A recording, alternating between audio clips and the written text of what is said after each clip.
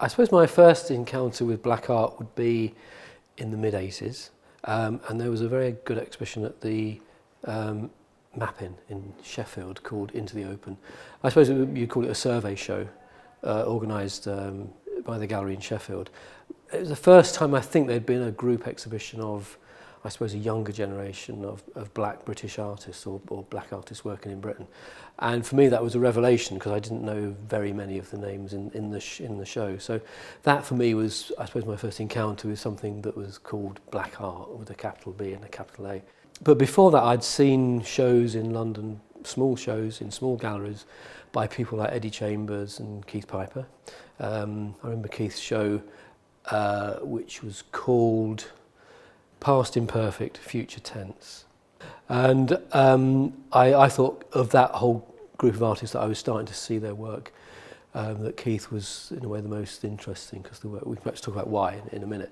But around this time in the mid-80s I was getting a lot of inquiries from Eddie Chambers, who was a very vocal young activist artist, I suppose, who was sending out requests to show his work virtually every other month. So you get these, and in a way you couldn't ignore Eddie. He's very persistent, and I did like his work. I went to see a show in London.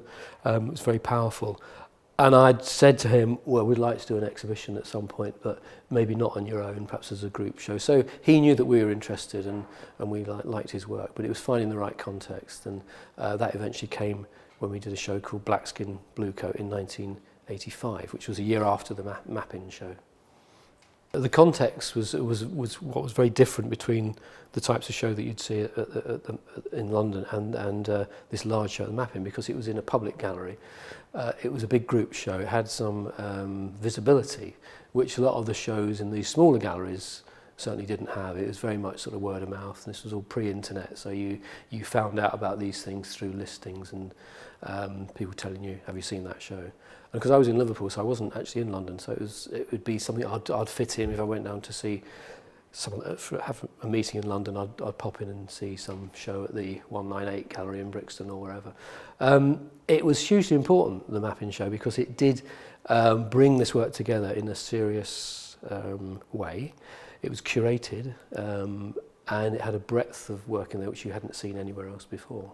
And this was a long time before The Other Story, so it was a very key moment, I think. So that was the main difference, was just that the context, that he was a publicly funded gallery, very prominent in a big city, showing the work of mainly unknown artists. The shows in London that I'd seen were very low-key, in quite small venues, whereas the show at the Mappin was the first time I think there'd been a big survey show, if you want to call it that, of the work of black British artists, and particularly a lot of young artists. So it had visibility in a public gallery in a large city, well attended, and it really, as the title says, Into the Open. It brought that work to a much larger audience, even though it wasn't in London. And I think actually that difference between what was happening in London and what was happening in the regions is very significant. That it took a long time for a big London public gallery to do such a similar show. Whereas these, In the Open was quite a big show, but there were smaller group shows happening in the Midlands and in the north of England before they happened in London. And I think that says a lot about the way this work was regarded, or actually was ignored, until Into the Open at the Hayward in the late 80s.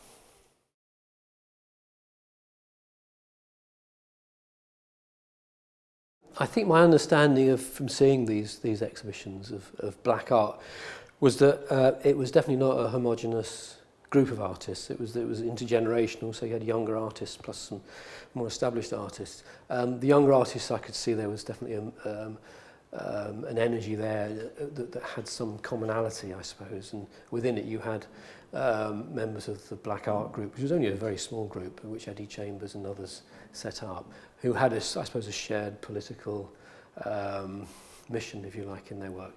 But generally, it was a very broad church, and there was you wouldn't say it was a movement at all, but it was a diversity of different voices. I think, pretty sure that the artists that we eventually showed in the Bluecoat would have been in that show. So Eddie Chambers and Tom Joseph, who became Tam Joseph, Sonia Boyce, Keith Piper. I think they were all in that show. But as I say, it was a very broad-ranging show, which I think surprised people that were interested in this work, that there had been people doing this work for a long time, plus this new generation of artists who are in their 20s. Obviously, what I understand to be black art then changed as the practice changed, as society changed, as lots of things changed. I think there was a need very much amongst that younger generation of Eddie and Sonia and Keith to make their mark. As I said before, Eddie was very insistent that artists like himself should contest the right of those artists to be included in galleries. So using the term black and black art group was very significant, and you couldn't ignore it, and you had to sort of confront that within your own organisation, like why aren't we showing this work? But also within the discourse around what art practice was in the country, because it was not being written about, barely at all, and certainly not the mainstream magazines and reviews weren't covering it. And that, in a way, probably is what attracted me to it as well, aside from the fact that it was good, it was great work, and it was very much about the society that we lived in. It was engaging with real issues. But I suppose over time, all that changed for all sorts of reasons, and it became, for many artists, a burden to be a black artist, because you could only be included in certain types of shows which were for black artists. And so artists like Eddie got very disillusioned that they were being excluded as serious artists in their own right, and they could only be in these large group shows called black art. So that would be the main change I would see over that period, the whole shift. And then obviously the shift towards a more international approach that you see with Innova, but that's perhaps further on in the discussion.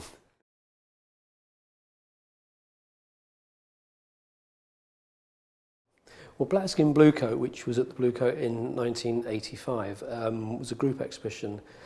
Keith Piper, Tom Joseph, who became Tam Joseph, Eddie Chambers and Sonia Boyce. And it had come about as a result of the research, I suppose, I'd been doing, looking at shows of these young artists, mainly in London, but also in the mapping that we talked about earlier, and wanting to reflect that new generation of artists. And having had that dialogue with Eddie Chambers through his request for shows, and having kept him waiting a bit, we said, well, we should do this show now. We always wanted to do a show with Keith, because I felt he was the strongest, certainly in political terms, of that group. Although in retrospect, perhaps Eddie was more explicit in his politics. So we had to find a way of doing it, and I felt the best way was to do a group show. And there is actually, if you look in the archive, there is some correspondence of Eddie, I think, arguing that they should be one-person shows. And I said, well, actually, four people is not too bad. It's not like 20 artists or 50 artists like the mapping. It's a fairly serious concentration of work. So 4 artists having a good show each. So it's like 4 individual shows is how I perceived it, but obviously connected by their own political affiliations and so on. So it came about for those reasons, really. I felt it was important to show this work.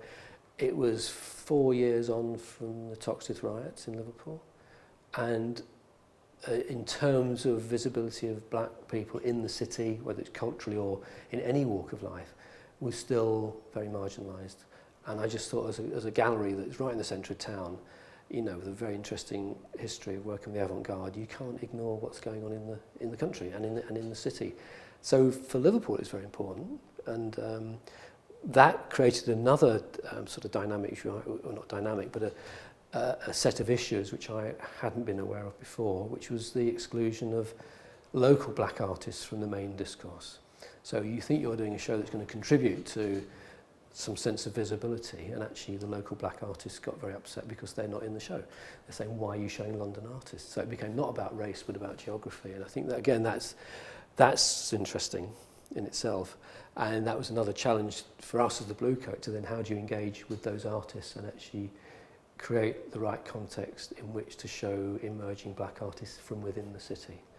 So really, Black Skin Bluecoat was an important show for us, not just to show those artists' work at a sort of national level, but actually to engage with the local audience and the local black practitioners. So for us it was a real challenge to how you do that, and I think the way we did that was to nurture the artists that were coming through on the local scene. So over time they become parts of shows and have solo shows and all that stuff. But on reflection, it was, if we hadn't done Black Skin Bluecoat, I think that job would have been much harder. So initially, although there was hostility and we had a very awkward public debate on one of the Saturdays in the show where we invited people to come and talk about the work, and several black artists turned up, local black artists who were very, very antagonistic towards the show because they felt that they should have been in it. They were local, why are we having London artists and so on. That was an unexpected outcome of that show. But importantly, I think for us, Black Skin Bluecoat also put that work on the map in terms of our curatorial ambitions and what we wanted to do.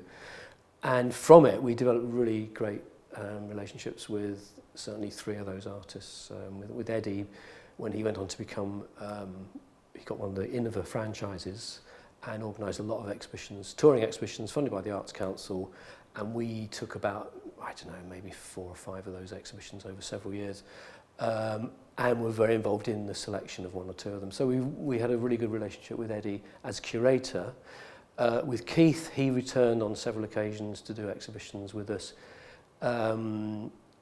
He came actually, he was in New Contemporaries, which was interesting. That was the year after Black Skin Bluecoat, and I happened to be one of the selectors of New Contemporaries that year because somebody dropped out, and they said, would I step in as one of the curators. It was a time when the New Contemporaries was organised by students, and they would invite maybe 3 artists to be the selectors. So I was fortunate to be asked to do that, and Keith's work was submitted, and I had to fight very hard to get him in, which is extraordinary when you think what an important artist. Even at that stage, you could see he was a real star. So Keith did come back and do a few shows with us, mainly working with Moviola, who became Fact, for their video positive festivals, and they were works using film and video and digital technologies as that came into play. So and then we've invited Keith to come back and do a new project with us later this year, which we can perhaps talk about later.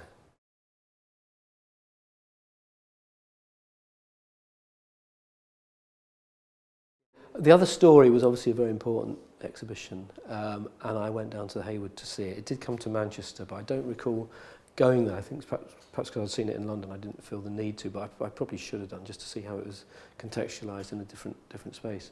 So there was a lot of anticipation. It seemed like, finally, this work was being considered in a very serious way in a very mainstream venue in London, with a big budget, etc., and serious catalogue and all that stuff.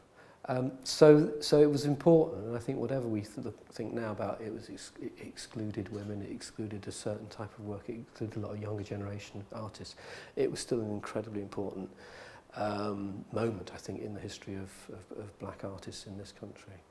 Eddie Chambers' work, Destruction of the National Front, was incredibly important in that show. It's a very simple piece of 4 images of the Union flag, the Union Jack as we tend to call it, being fragmented, and in the centre of it the cross becomes a swastika.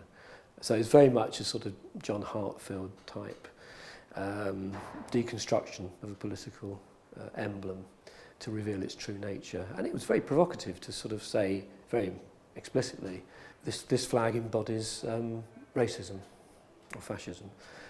And to have that in a mainstream gallery like that was a very important piece of work. And it sort of showed there was this other generation. I think but the other story almost said, this is stage 1. And the next chapter, if you like, would need to be this younger generation, which didn't really happen, not in terms of a comparable show at the Hayward or any of those large London venues, certainly not at the Tate.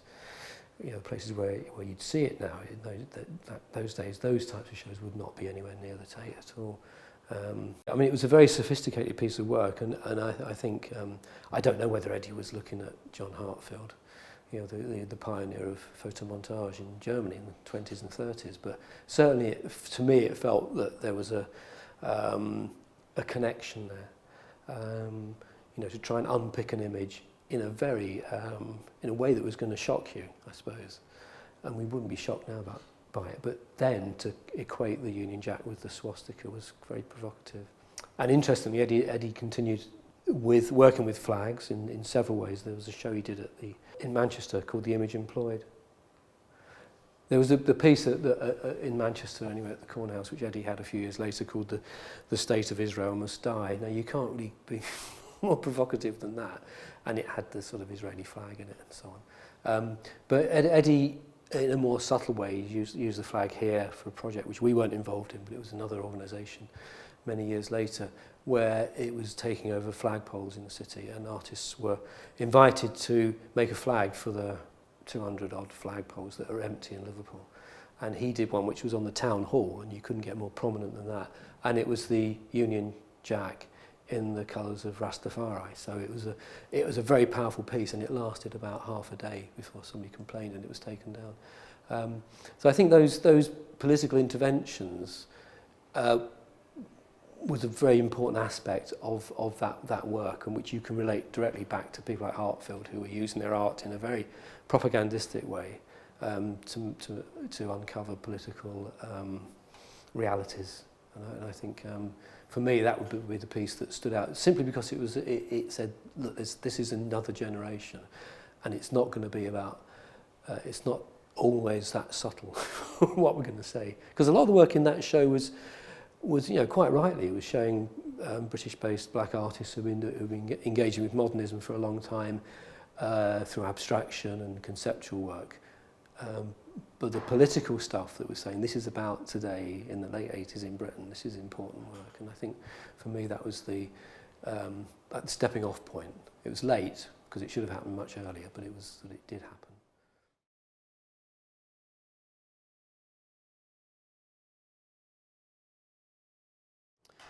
Trophies of Empire, which was in 1992 and then going into 1993,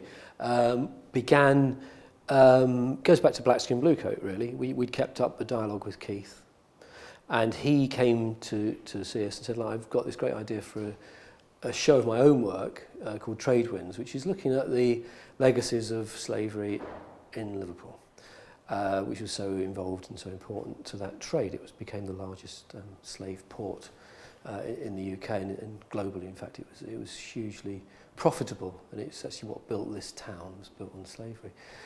And we said, well, okay, that sounds, you know, let's do it. What's the sort of context? And Keith reminded us that coming up in 1992 was the Columbus quincentenary, 500 years since Columbus's so-called discovery of the Americas. And that seemed a really good backdrop, and we had time to pull it together. At the same time, we were talking to other venues, the Arnold Feeney particularly. They wanted to work with Keith as well. And also, we had a very good relationship with Mike Stubbs over in Hull, who was running Hull Time-Based Arts, which was an agency for new live art practice, performance art. And they were very interested in marking this anniversary in some way. And there was a counter campaign called 500 Years of Resistance, because there was a hell of a lot of hoo-ha about, we've got a lot to celebrate, this is the birth of modern America and all this stuff. And as we all know, it was an illusion and a lie. So the campaign against the Columbus quincentenary was very sort of active in Liverpool particularly. So we linked to that, and then importantly, because we felt it was a much bigger opportunity than just showing Keith's work, which would have been in itself would have been very interesting. We felt we should open it out to other artists. So the Arnold Feeney, the Bluecoat, and Hull Time-Based Arts, working with the Ferrens Art Gallery in Hull, collaborated on an open competition for other artists to put in proposals in how you interrogate the legacies in those three places particularly, but in Britain generally, to Columbus's discovery, what that led to in terms of colonialism, of British imperial expansion and so on. And we decided to call the show, I think it was Keith came up with the idea of Trophies of Empire. It wasn't his title, it had existed before in another piece of work by another artist. It's a phrase that I suspect existed even before that. But it seemed to be a very potent, ironic title that we could take. Trophies of Empire, what are the legacies of British Empire? At a time when people weren't really talking about it, you know, it's like that's all forgotten, that's all in the past.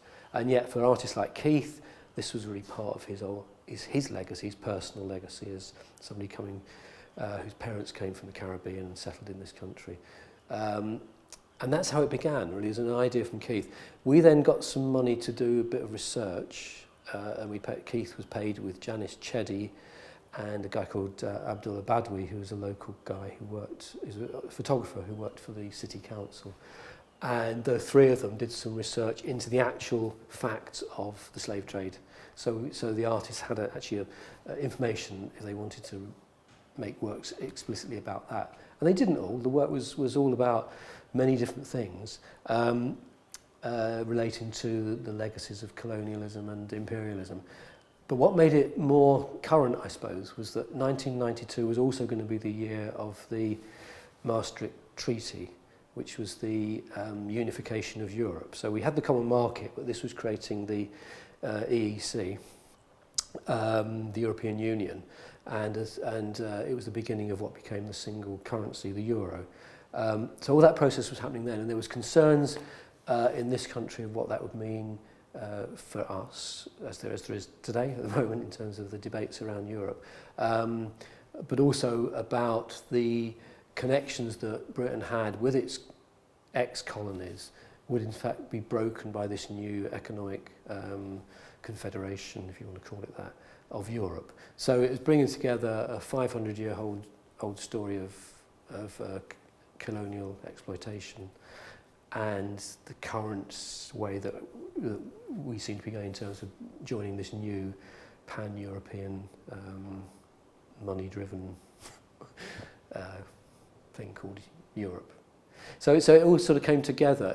So it was about the past, but it was also very much about the present and where diverse communities that happen to be in Europe as a result of colonialism, where they stood and what their concerns were and what their histories were. So it was a very rich story to engage with, and we got some fantastic applications, as you can imagine. And by this time, you know, so if we go back to Black Skin Bluecoat, was 7 years before that, 6 or 7 years before that. You know, people like Keith's work had become more sophisticated in terms of he was using video by this time, whereas the early stuff was slide tapes, which always used to break down, you know, slide projectors and tape machines. And actually the videos used to break down as well, but not as much.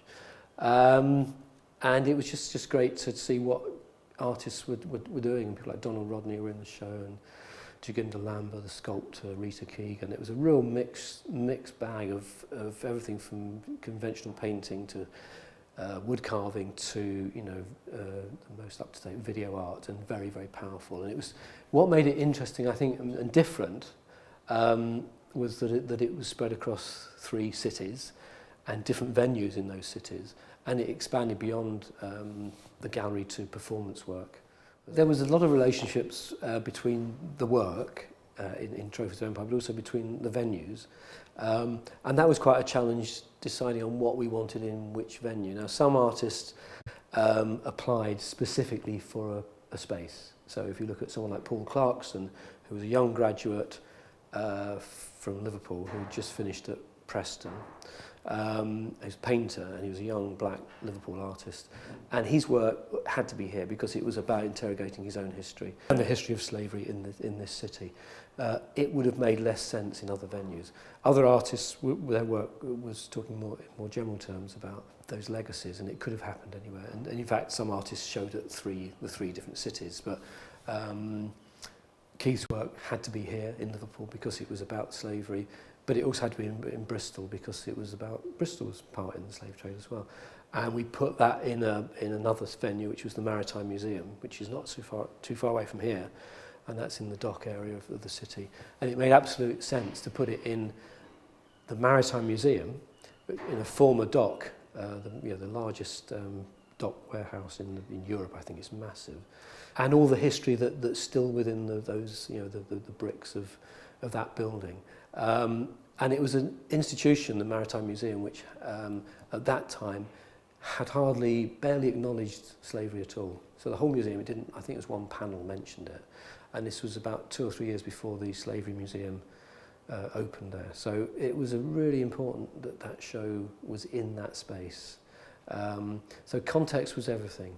And in this city, we had Keith's work at the Maritime Museum. We had Joginder Lamba, who made a very beautiful wooden sculpture, like an assemblage of old timbers, some of which he claimed had come from slave ships and so on, and carvings. And that was in the garden here, but also it was shown in Hull at Wilberforce House. Now, Wilberforce was the MP who's credited with being the architect of abolition. I mean, some people contest that, the degree to which he was and his motives. But it's true, he was the MP for Hull, and he was the person that led the campaign against to abolish slavery. So to have that piece shown in here, and this building, of course, was built from the profits of slavery. It was built in 1717, the time when the port was expanding and people were making huge fortunes out of the slave trade. And a lot of the money that came in here through subscriptions was from families that were either involved in slave trade directly or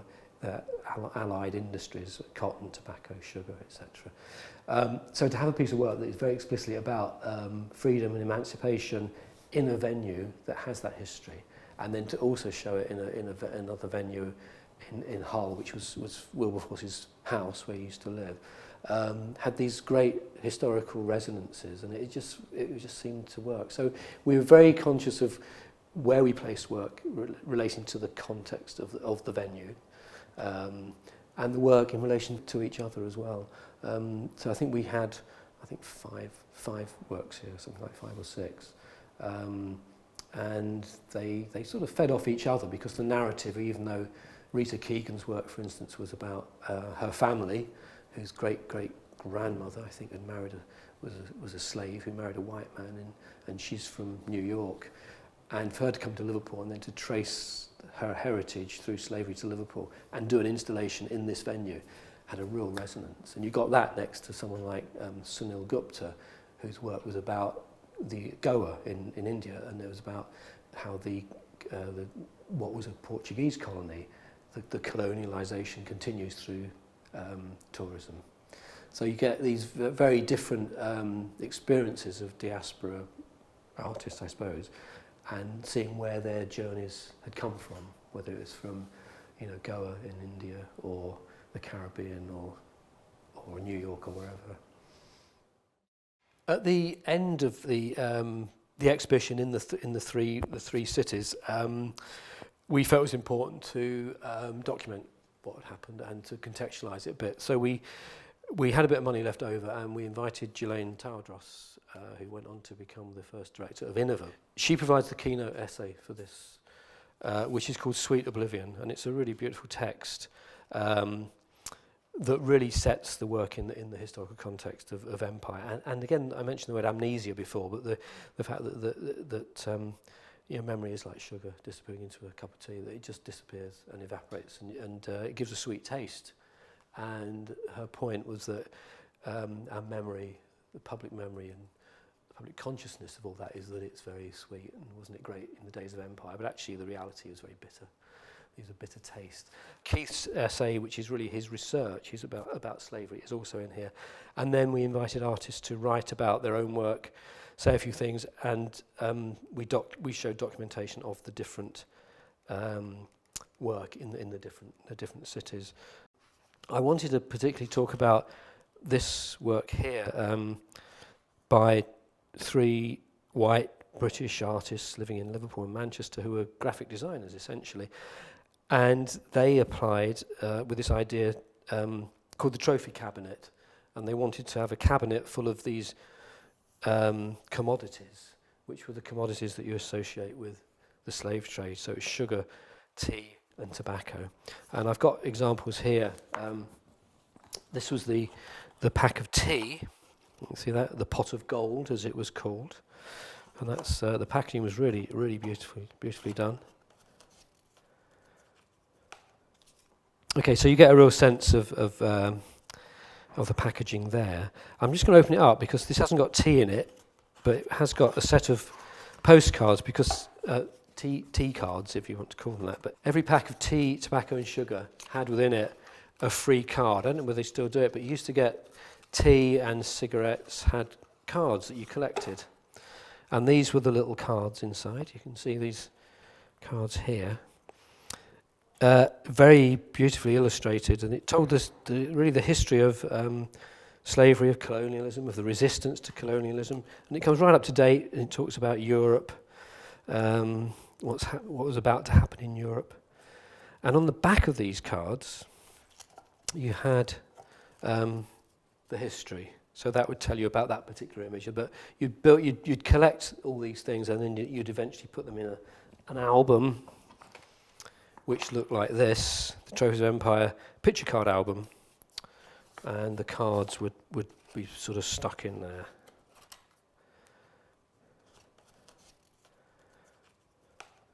Like so. Stuck in like that. But I wanted to show you that, and I must just show you the pack of sugar, which is called blood sugar cubes. And again, I'll just show you how the packaging looks, the different sides of it. Okay, and then inside, there you go. There's the sugar. After all these years, is still there, and the cards that you'd get with it. And that piece of work, because it was a multiple piece. It was shown in each venue, so it was in Bristol, Liverpool, and Hull. And you could buy these things. They're very inexpensive to buy, a packet of sugar. I don't know if anyone's got any anymore, but we've certainly got some in our archive. And the whole collection is shortly going to become part of the Liverpool International Slavery Museum collection. I suppose the audience reaction to trophies was it was more a bigger audience, because by that time we'd developed more of an audience for this sort of work, but also it was quite a high-profile exhibition for us. These were newly commissioned works. It was part of a project that was happening in Bristol and Hull as well.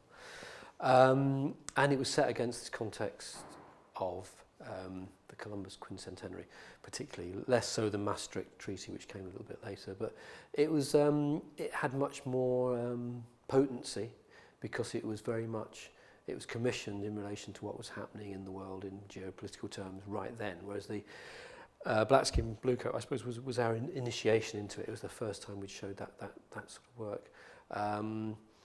So I suppose it was a bigger audience. The reaction, I'd have to look back through the visitor's book and so on to see, but I vaguely remember, anecdotally, it was very positive. Not universally so, and we had, again, back to the issue we talked about in terms of a local black audience for Black Skin Bluecoat, there was some negative responses, particularly to the material we'd just seen from South Atlantic Souvenirs, or the Donald Rodney work, which was not here, but it was in Bristol, but we had images of it. Both of them were playing with irony in a very, very sophisticated way. And we did a workshop with some kids from a local black youth project who were very aggressive and said, we think you're taking the piss. This is, how can you trivialise this? Because they're very sophisticated in their own thinking. They knew about empire, they knew about colonialism, they knew about racism from a daily basis, obviously. But they felt that the work was almost like triumphant about empire, because it wasn't. It was very much a critique of empire. But for some young people, they found it wasn't explicit enough. It was just too subtle, particularly the material I've just shown you, the cards, the sugar, the tobacco. They felt that was very much demeaning the whole process of the slave trade. So that was quite interesting. Again, unexpected, because you think you're going to do this work and everyone's going to say, yeah, it's great, it's very right on, very political, but actually it doesn't always work like that. And that has been one of the things which has been really interesting about showing this work in a public context, because it's not, mainly it's work that's quite underground, it's not part of a mainstream, and artists, inevitably are going to be ahead of the game in terms of the way they present this work, and the messages and the way they actually create the work can be very subtle, and they play around with you know, stereotypes of black people. So Donald Rodney's work, which wasn't here, was very provocative. It had a series of sporting trophies which you could buy in a trophy shop for boxing or golf or whatever, and he put on it the little plaques with very negative stereotypes about black people, like black men are good at sport, black men are liars, etc. And a lot of people felt that was very insulting. I recall that the problem that we have being in you know, not in London, is that you don't get the main press, you don't get the Sundays, you don't, they didn't come, but we had a very positive piece in Third Text by Sean Cubitt. Again, that's very specialist. Not many people would have seen that outside of a very small readership. But over time, those reviews start to get circulated, and they become very important documents of what, at a sort of intellectual level, what critics were thinking about the show. It certainly didn't fit the pattern of what a black art show should be, because it wasn't exclusively artists of colour.